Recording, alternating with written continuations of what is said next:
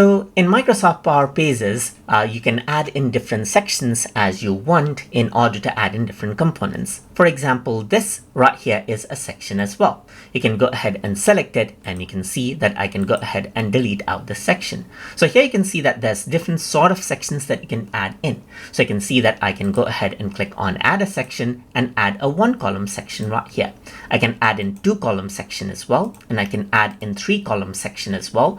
And then you can add in different components in those particular sections. So you can add 1/3 section as well, just like this, and you can also go ahead and add in let's say 1/3 section like this, and you can see that this is what you have, and then that is how you can go ahead and add in different sections right here. Also inside those sections now, you can go ahead and add in different things, like you can go ahead and add in buttons right here. You can go ahead and add in images, as you can see, and then make changes to those particular components right here. As we move along in the next videos, we're going to explore those particular components that we can add to the sections itself. So hope you guys learned something as always. And as always, please like, comment, share, and subscribe